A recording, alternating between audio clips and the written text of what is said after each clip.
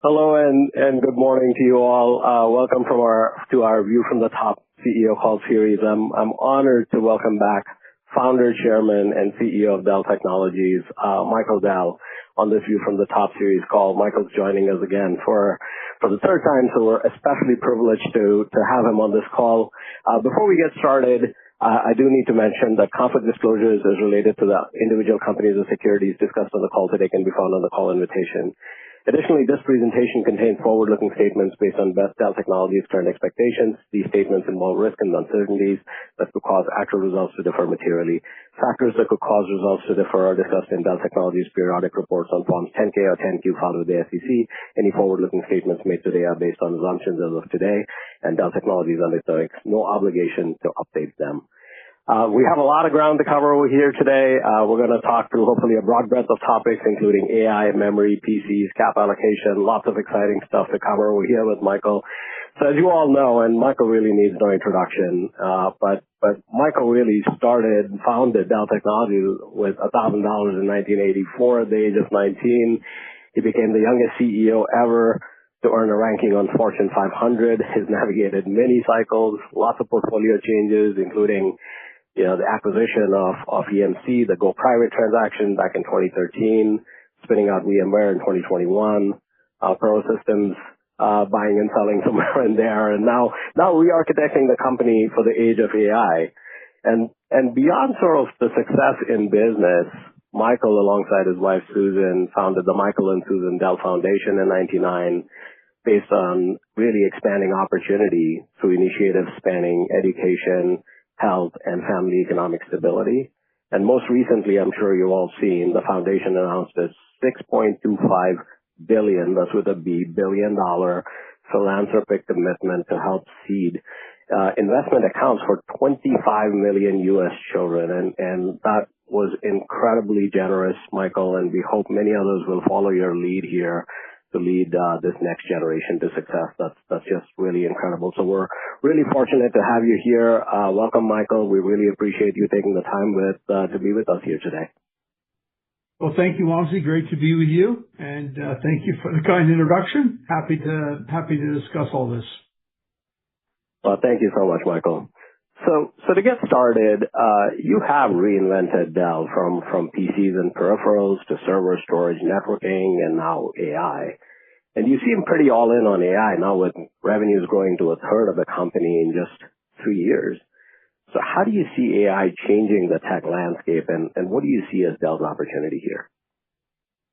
Yeah, I think you have to step back and understand that we're shifting from calculating and computing to thinking and intelligence, which is just a fundamental change. And the value of that and the opportunity for that is enormous. And certainly, if you look at our AI server business, went from $2 billion to $10 billion to $25 billion. We're expecting, $50 billion this year. We're still in the steep part of the S-curve adoption of the technology. We have, 4,000 plus customers, using these AI factories. And look, I think if you think about sort of this thinking intelligence platform, you've got a $114 trillion economy. If you get a little bit of productivity improvement with AI tools, it's worth an enormous amount. And so while there's a ton of investing going on here, it's at least possible that the world is underinvesting in this, given, its potential. And it turns out that you need a lot of what Dell Technologies has built over 42 years in terms of infrastructure, capability, server storage, networking, and the support and services and,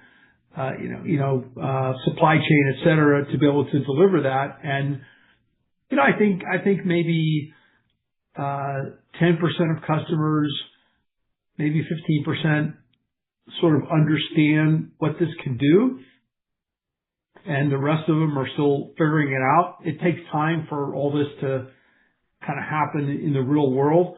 I also think there are distinct phases of it. There's kind of the tools phase, which is what most people are doing. They're adding a tool here and there, and it helps people do their job and be more productive. That's great. There's a whole nother phase of this, which is really reimagining the workflows in companies. And this is very, very different than tools, right? It involves really rethinking how you get to a given outcome. And in many cases, this is just a big change inside companies. Again, doesn't happen quickly, not easily, but you sort of go from, let's say, a 10 or 20 or 30% improvement with tools to a 10 or 20 or 30x improvement. And, there's certainly sightings of hundreds of X improvement in various processes and outcomes where you're just doing it very differently with agents and recursive self-improvement and all of that. So super exciting time, and certainly there's a lot of demand for what we do. Yeah, no, that's incredible, and so many things to touch on over there. Maybe let's start with sort of, the comment you made about potentially underinvesting. I mean, a lot of investors are worried about hyperscaler CapEx budgets that probably exceeded anyone's forecast from 2 or 3 years ago. And these companies have gone from a capital light to capital heavy model, which is pressuring their own cash flows at the moment. So how do you see the sustainability of this CapEx cycle, and how do you position Dell if the spending on AI was to either accelerate or decelerate? Well, it's certainly not decelerating. I can tell you that. We took $64 billion in orders in the past year. The opportunity and the pipeline keeps growing. And to be clear, we're not putting it on our balance sheet. We're still operating with a capital light model. But when I talk to the hyperscalers, each of them view this as an existential issue for their business, and so they're all investing super aggressively. And again, I sort of go back to the size of the services economy and the demand. What I can tell you is that when we deploy this infrastructure, time to first token is incredibly important because they're putting the infrastructure to work immediately and it gets consumed. And so there's just a ton of demand here. I still think we're in the early stages of the adoption of all this, and we haven't even gotten to agents and the physical AI and recursive self-improvement. And so, certainly there are going to be ups and downs here, but, we feel we're well positioned. I mean, we don't actually make any commitments, until we have actual orders. And I think we've been pretty careful in managing our sort of capital commitments and demand supply to make sure that we're ultimately converting this into free cash flow, which is what we focus on every day. Yeah, no, that's very clear. In some ways, this unprecedented CapEx and demand for AI data center build out, it's just creating a lot of tightness across the supply chain, whether it be from labor to cooling equipment to memory, just to mention a few. So, where do you see the biggest bottlenecks, and what are some of the opportunities and risks associated with these from Dell's standpoint? So, we kind of love it when there's a supply chain challenge because that's kind of, it's kind of like the Super Bowl for us. We're ready for that. Yeah, I mean, you have to understand that while you can easily identify, let's say, 10 or 20 suppliers that work with Dell. There's actually thousands and thousands of them, right? And so it's a complex thing. We have built a supply chain machine, and it's built on relationships. Obviously we took our guidance up a lot. We have the supply for our guidance. We're out looking for more supply.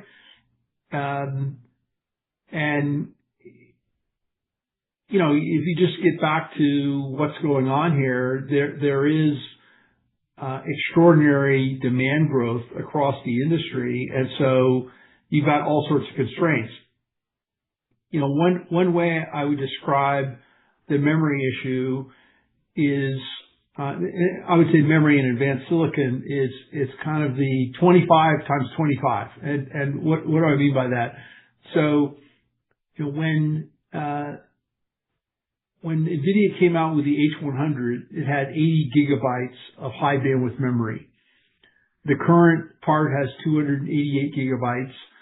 Next year, you'll hear about parts with a terabyte, and the year after that, you'll hear about parts with 2 terabytes. So from 80 gig to 2 terabytes is 25 times more memory per accelerator. Okay?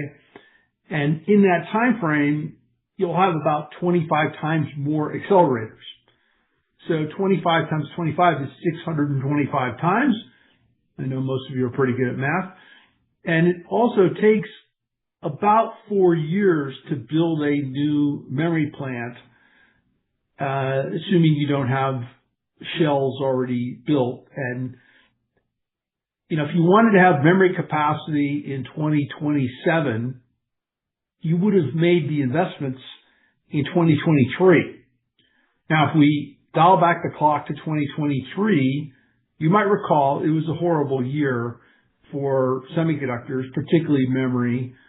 Micron in particular had negative gross margin percentage. Their sales went in half from 2022 to 2023, and the industry collectively lost $40 billion. A lot of them still have PTSD from that, and they're like scared little puppies. Some of them almost went bankrupt, and so they're not. They're sort of very careful about investing. And then if you go to the logic side, TSMC didn't increase its CapEx in 23 from 22, didn't increase it in 24. In 25, they started to increase it, but not enough. They're pretty conservative, and they're sold out. And so, yeah, there's big supply constraints. The good news is that, we are not a monoline company. We can sort of move wafers around across multiple product families. And again, we've had relationships. Jeff Clark's relationships and my relationships with these companies go back literally to the 1980s. And it turns out a lot of these companies are quite relationship oriented, particularly, some of the Asian ones. So we feel that, the environment, advantages us. And of course, scale. If you look at our scale, our server and storage business is 4 times larger than any single competitor generally, and we're larger than number 2, number 3, number 4, all combined together. And we've also gotten really good in terms of our reaction time in dealing with the changes in cost. And customers also know that we have a supply chain that works. Now, nobody likes it when the price goes up, but even worse is if you can't get supply. And so, we feel we're well positioned for this kind of environment. No, that's great. And yeah, you guys have demonstrated time and time again, when there is supply chain disruption, you guys just somehow manage to out-navigate everyone else. And that's just a testament to a very strong supply chain legacy that you've built at the company. I want to come back to memory, Michael, but saying on AI, your AI revenues have just grown extremely fast, right? Like from almost nothing to 50 billion in just a few years. Most of this is tier 2 CSPs. So when you talk to boards and CEOs, CFOs, how are they framing the ROI for AI? And when do you see enterprises start to maybe more broadly leverage AI and start to hit an inflection point? And really like maybe rope into that, how does this change the margin and ROIC profile for Dell as you think about those moving pieces? Well, I would say we're seeing it, Wamsi. I mean, there's substantial uptake in enterprise, and it's continuing to grow. Certainly, the margin profiles will be more attractive than the CSPs because they're smaller deals. It tends to be more services and storage and networking, and the lowest cost token is the one that's generated closest to where the data is. And enterprises have figured out that it's a hybrid world, and these tokens are pretty expensive. And again, we haven't even gotten to the whole agent activity, but inference is definitely taking off, and a lot of the use cases are not super complicated, and a lot of the smaller models or open models work super effectively. And you probably know that the open models are not that far behind, maybe 6 months behind, depending on who you ask. And so we see robust growth in the enterprise. And look, I think companies are going through an understanding here where I would say there's sort of different kinds of companies, right? There's companies that have said, wow, this stuff is a total game changer, and we better do this or we're going to have a big problem if our competitors do it and we don't. And then there's other companies or organizations that say, well, okay, this is our budget, and it doesn't really matter what's happening in the outside world. We're sticking with our budget. Okay. I mean, that'll kind of work until it doesn't work, but I think over time there's going to be fewer of those. If you really believe that this is a game changer, and put me down for that. We see it in our own organization. We see it in our own productivity. If you look at our own ROI, if you want to measure free cash flow per person or revenue per person or gross margin per person or however you want to measure it, there's a ton of ROI here. And we're, I believe, still at the beginning of this. Also, you need to think about, in the past, right, each of us processed data and tasks, and we had projects and tasks and emails and things, and we sort of do those at human speed, and we pass them off to the next person. And organizations and technology that are in organizations are a function of what was available at the time they were established. Okay. And they get updated from time to time. So now fast forward to, let's say 2027, we have these agents that are able to process all these tasks, and they work way faster than humans. They're way more accurate. They never sleep. And so you can supervise tens or hundreds of those agents and fundamentally change the way work is done. And so there's just a whole rethinking and reimagining going on inside companies, but but that will happen at very different speeds, right? Not every organization is going to be AI pilled and just, throw out everything and redo their company, immediately, kind of like we are. But, I think you'll see more and more of that over time. And you'll see a stark contrast in the, performance of companies, based on the rate and pace that they do this. I mean, we're kind of already seeing that. Yeah, no, it seems like the deluge of sort of usage of agents is just starting now, and we're starting to explore what these agents could do, and especially after OpenClaw and other recent developments, there's obviously a lot more focus on it. Yeah, that's right. We've gone from LLMs to reasoning to agents, and now we have this recursive self-improvement. And if you think it's going to end there, you would be sadly mistaken. It's going to keep going. And, a way to think about it is we have this platform for thinking and intelligence, and you're going to see a significant number of innovations on top of that. And, can somebody predict exactly what those are going to be? Not a chance. But, hold on, it's going to be exciting.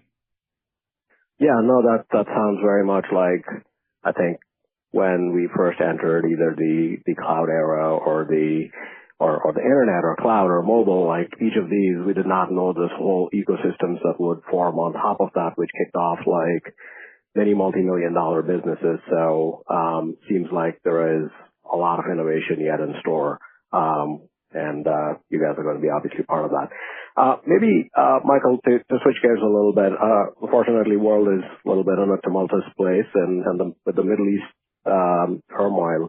Do you see any sovereign build-outs that are potentially slowing, or do you think that now with sort of, maybe more of each country looking to secure its own infrastructure, there's more of an urgency to become self-reliant, and actually the demand is becoming even stronger from a sovereign perspective? Well, geopolitical tension is sort of the root cause for sovereign AI demand. And so let's, suppose there's a scenario where there's tension in the transatlantic partnership. Who knows? Maybe that would be a thing. Well, all these countries in Europe, they don't want to be reliant on U.S. AI or U.S. anything, actually. And so now we remind them that, well, actually, we can't make these things without ASML, and there's all these companies in Japan that make, all sorts of gases and chemicals, and South Korea and Taiwan, and it's not just the U.S. And so, dear customers, we're dependent on the world to make these things. It's not just the U.S. involved, but we have extensive factories in Europe, and yeah, I think sovereign demand continues to grow. Some really good partnerships, like with Palantir, and customers are looking for, looking for the ability to run AI inside their country with their own private data for all sorts of applications. And we've had some great wins there. And think of it as any country in the top 25 of GDP, there's some sovereign thing going on there, whether it's the government themselves or a telco or a separate company that is somehow affiliated or connected back to the government. There's definitely demand for sovereign AI. Okay. No, that makes a lot of sense. Maybe, Michael, like just looking at your AI server business. I mean, historically, Dell has had fairly significant negative cash conversion cycle, and you kind of engineered that whole concept across the whole PC industry to start with. But as you think about AI becoming such a sizable part, almost as large as the PC business, probably going to exceed it very, very soon here. How do you think about whether or not it's important to have this negative cash conversion cycle across your company, or does it matter in your long-term calculus on how you manage this business as you think about maybe the different sort of capital requirements associated, working cap requirements associated with the business? It absolutely matters, and we're super focused on cash flow. And last quarter, our cash conversion cycle was flat sequentially. And we're taking all the best practices that we have and applying that to the AI business. And we're, as I said, pretty careful. We don't buy material until we have a PO from customers. And there's some CapEx, but it's on our part, but it's pretty limited. And we feel very good about our ability to generate strong cash in this environment. Okay, amazing. Maybe one of the questions we get often asked is just around the competitive differentiation in the AI market. You guys have just really taken this to a new level. I mean, you sort of beyond what anyone could have expected. The amount of revenue acceleration that you've shown, your order book, you just had very strong performance. So what is it that's driving that differentiation? I know, Jeff, sometimes you talk about level 11, 12 and deployment in sort of data centers. You just mentioned time to first token. It just seems as though you're doing something different, and there is something that stands you apart from a lot of your competitors who are going through several issues of their own, not just execution issues, but other issues beyond that. So as you think about, A, where your differentiation is, and B, what are some of the opportunities given maybe some of the missteps and other issues that are there with other companies? How do you think about that? Yeah, I would say, we keep getting repeat orders from the same customers, and we keep winning over the customers that, let's say, were earlier reluctant or had decided to go with somebody else. And, there could be many reasons for that. I don't think it's like just one thing.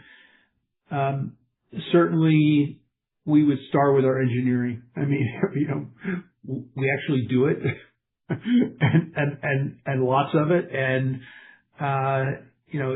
it's not just in the compute space. Obviously, storage is a big element of what we do. And, we now have our Lightning file system, our PowerScale and Object Scale are doing super well. And, building the whole system, building all these systems to be reliable, the networking. Then you get into the deployment installation. We learned a long time ago that if you just ship these things to the customer, bad things happen. So we show up with an army of people and deploy them and install them. And by the way, we get paid for that. And, then you have service and support. Incredibly important, and these things are deployed all sorts of places around the world wherever there's power. We have broad ecosystem of partners. Obviously, our supply chain, DFS comes into play.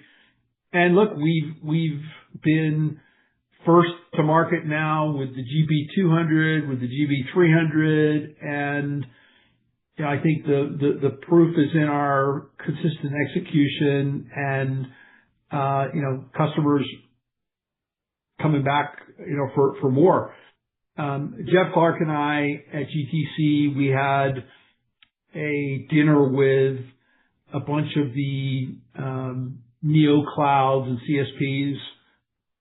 Maybe all of them actually were there. They said it was the first time they were all in the same place at one time. And the demand from those customers is very strong, and they're happy. They're happy with what they're getting. I spoke with one of the largest ones this morning, and orders are, their business is very strong. And look, they know they can rely on us. I mean, I mentioned time to first token. I mean, we build these things ahead of time. These things are unbelievably complicated, and we've sort of perfected the precision logistics and supply chain engineering where we can deliver hundreds of these racks, in a given week, like clockwork, and have them show up, and within 24 or 36 hours, they're up and running and they're generating money for the customer. So, our competitors don't seem to be able to do that reliably. And I would also tell you that, Jensen at his various performances, he does a great job on stage, and, things come up and it's like, bloop, bloop, bloop. Here come all the servers and everything looks fantastic, but it actually doesn't quite work that easily. They have these things called reference designs, and the reference designs, I'll let you know a little secret, that they don't actually work. And there's a lot of bugs in them. And,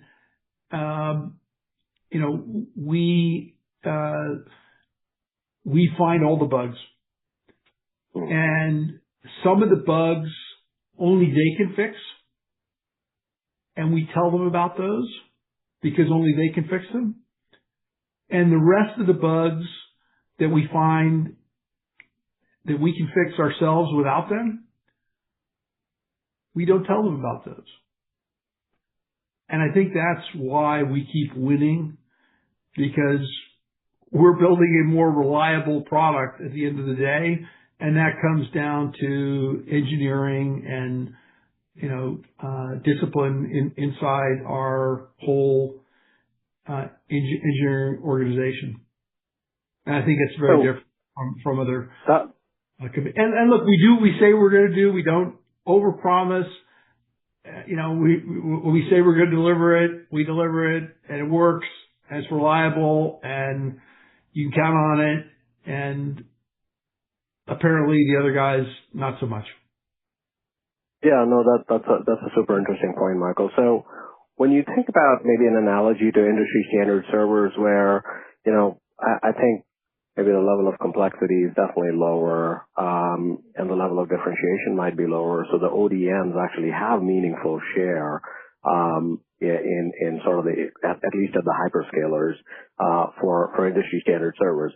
It sounds like the differentiation and the engineering could be so different here with AI servers that maybe the ODMs don't have the same kind of foothold. So the Hanhais and the Quantas of the world perhaps don't actually take as much share of the AI server market potentially.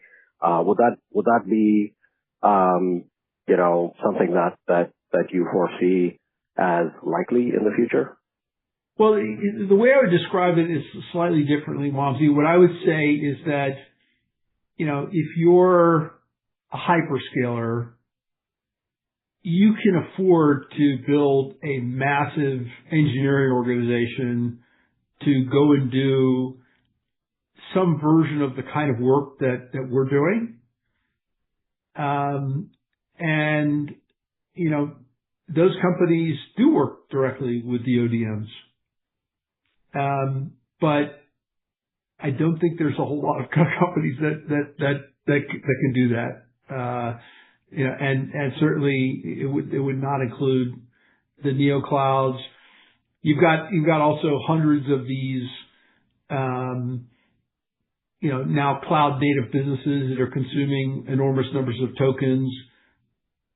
No enterprise customer is ever going to try to do that. I mean, you're talking about an enormous engineering effort to do that. And we still have some business with the hyperscalers, although that's not our main priority.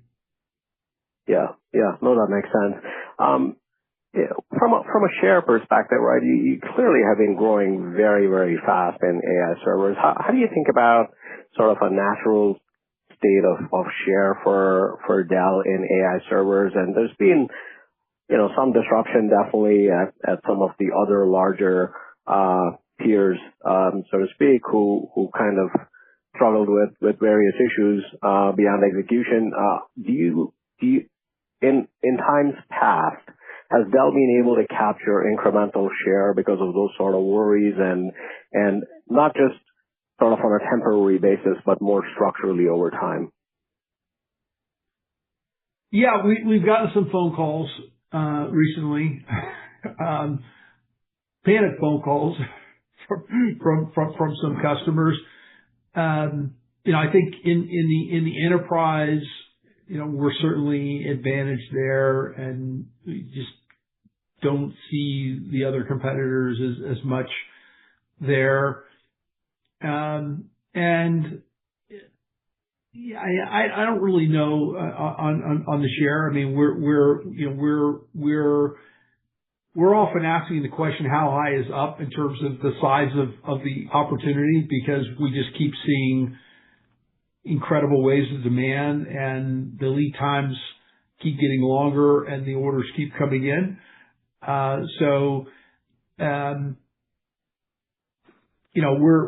We're basically seeing some super robust forecasts for future demand and responding accordingly. But in core servers and storage, as I said earlier, we are quite a bit larger than others, and we seem to be growing. So yeah, no, for sure. And going back again, to, I think we're still in the early stages of agents and multi-agent systems and recursive self-improvement that will drive demand even further. Yeah, no, that makes a lot of sense. Going back maybe to, Michael, your point earlier about sort of the near-death experience these memory companies have and had in back a few years ago, 2 years ago, and now looking at sort of where we are with memory price inflation, sounds like not much new capacity is going to come online. I think overnight, Samsung reported some preliminary numbers, extremely strong. Memory price increases both in DRAM and NAND for Q1, Q2 expected.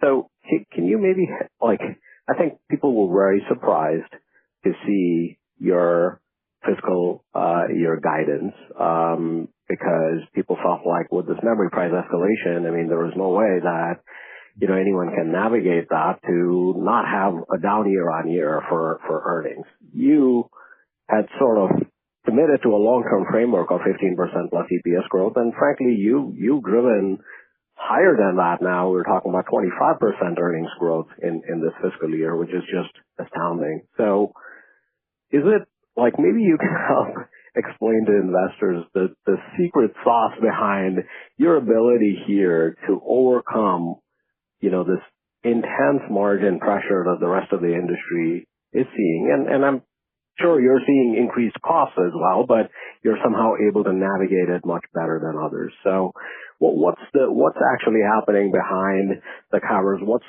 are some of the levers that you are using in maybe across your business lines that is helping more than offset the challenges of memory price increase?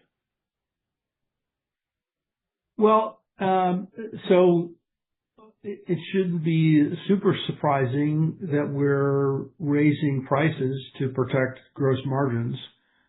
And, we're very agile in doing that. So we're able to execute that very quickly. And, we kind of saw what was happening and we made appropriate changes.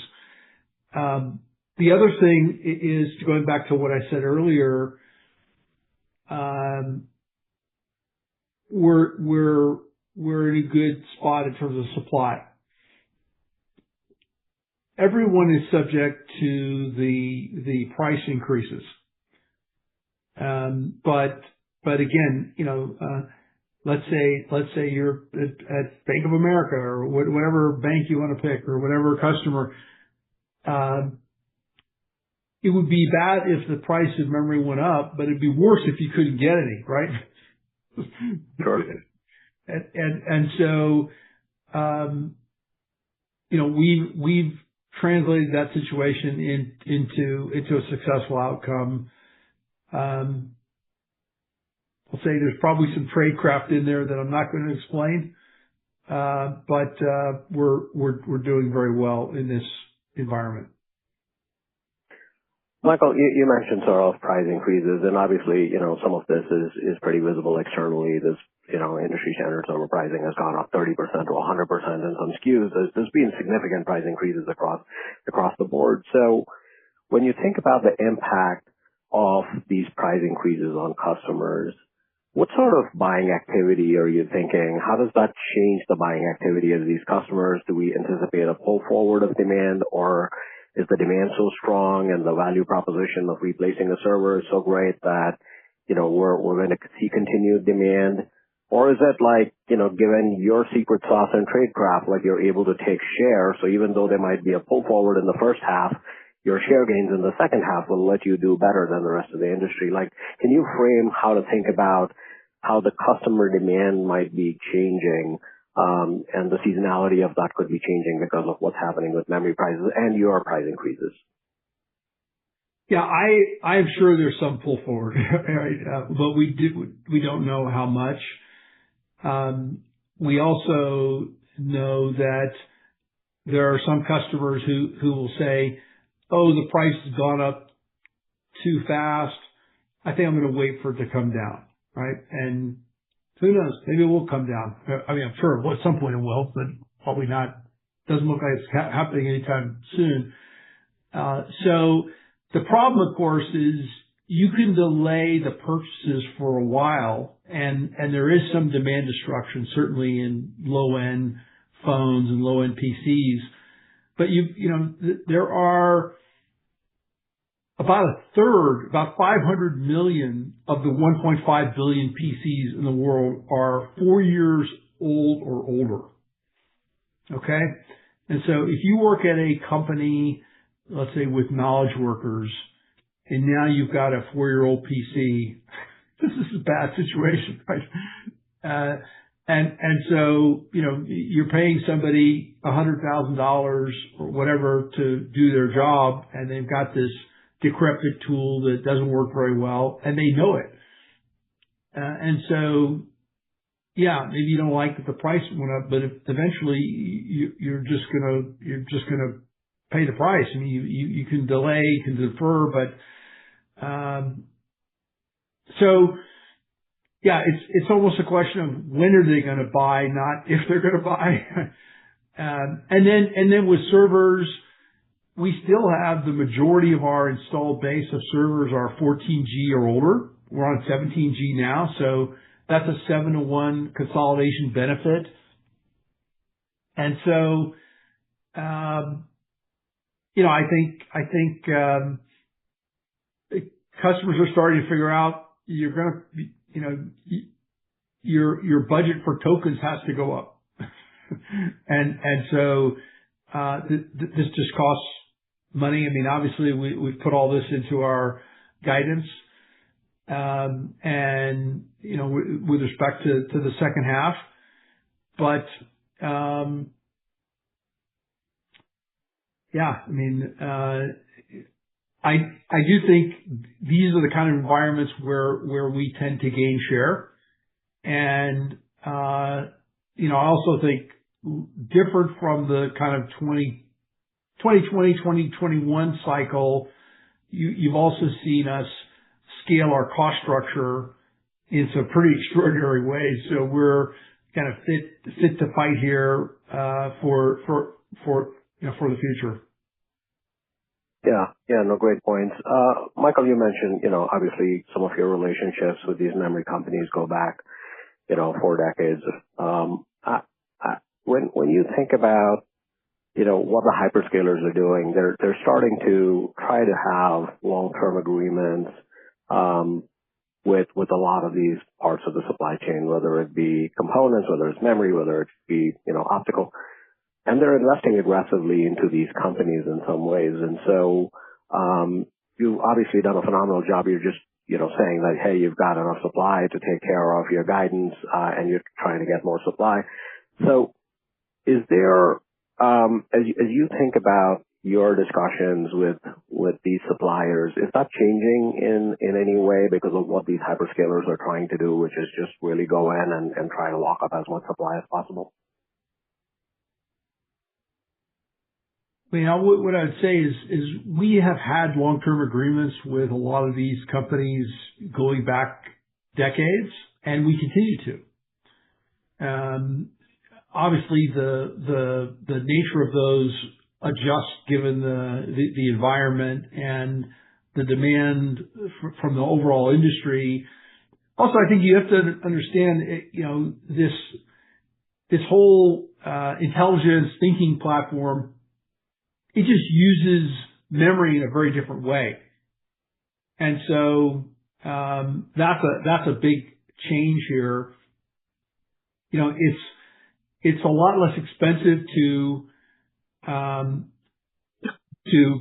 take a token that's already been generated, and store it, and pull that out of memory than to regenerate it.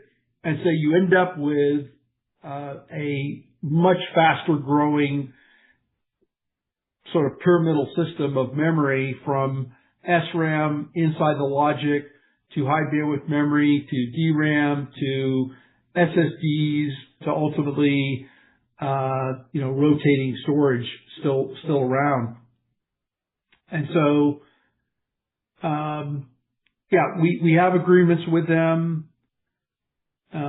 The demand is extraordinary. We have the supply for the demand for the guidance that we've provided for the year, and we're working on getting more. And generally, from your perspective, the flavor of these long-term agreements that you've had is generally where there is a supply guarantee for Dell, and then pricing could be some variable nature. Is that the right way to understand sort of most of these longer-term agreements? Or would you characterize that as not right? Yeah, that's generally right. I mean, I think also, while some of them, could be very opportunistic in periods like this, they're also quite concerned with the long-term health of their business and who the off-takers are over time. So, what do I mean by that? These guys are investing tens of billions of dollars in these plants, and they want to know how they're going to sell their parts in the next quarter or two, sure, but they really want to know how they're going to sell them in the next 3, 5, 7, 10 years. And we've always been a predictable, reliable, let's say, low volatility customer, right?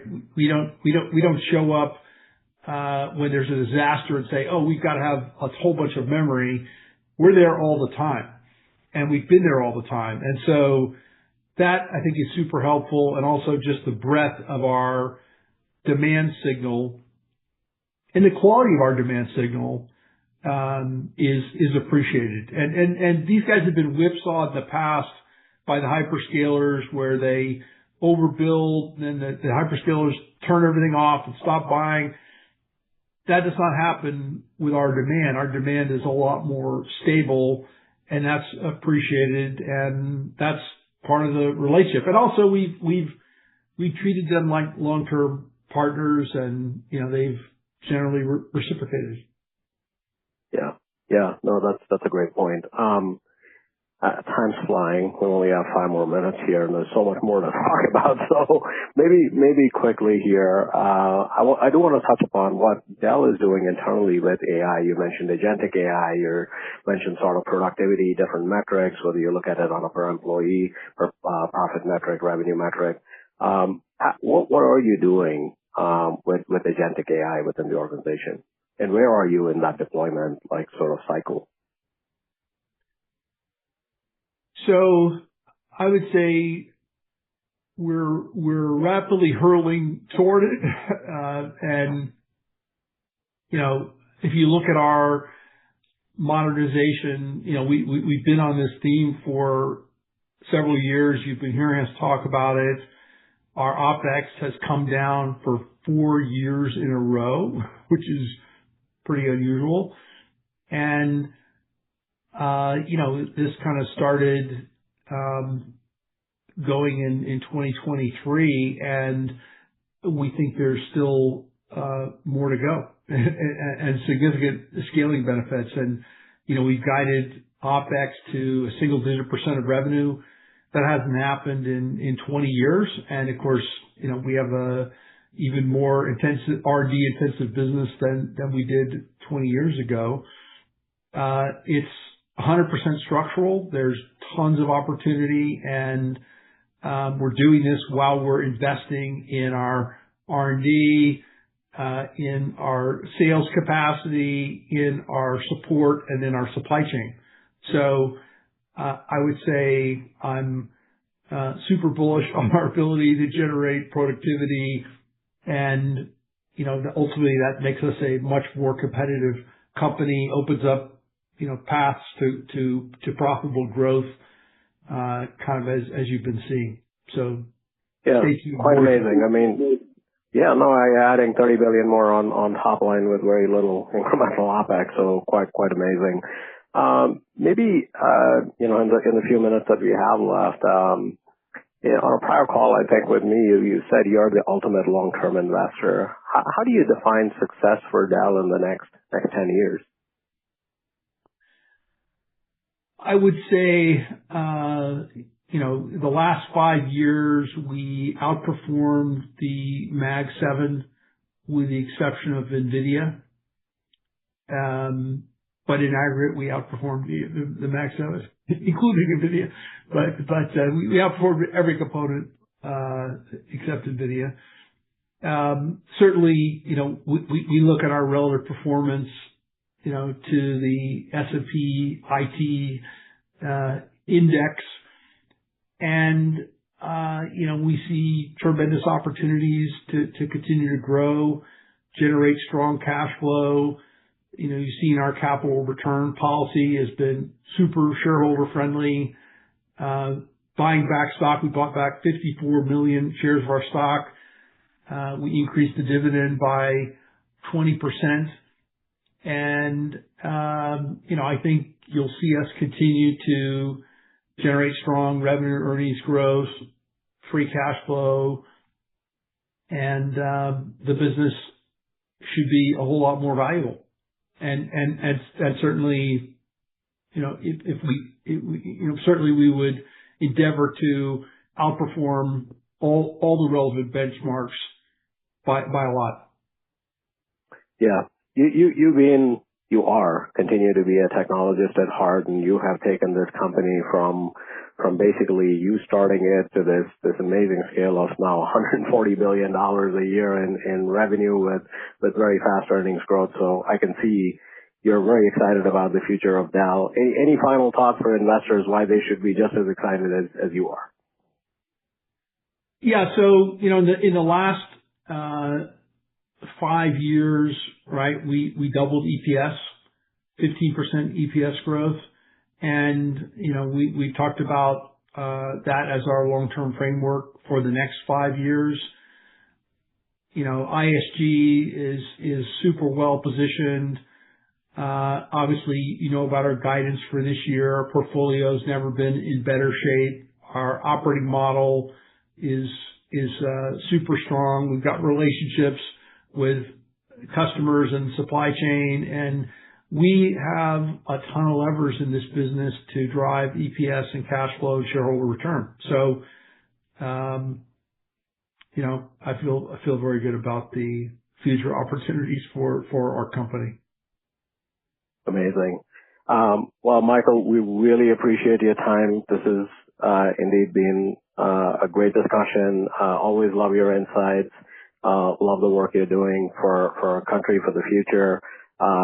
Just incredible always to speak with you, and it's been an honor and a pleasure. Look forward to catching up with you again, and thank you so much for all your time and your insights. Thank you, Wamsi. Thanks everyone for joining us today. Take care. Bye-bye. Thank you, everyone.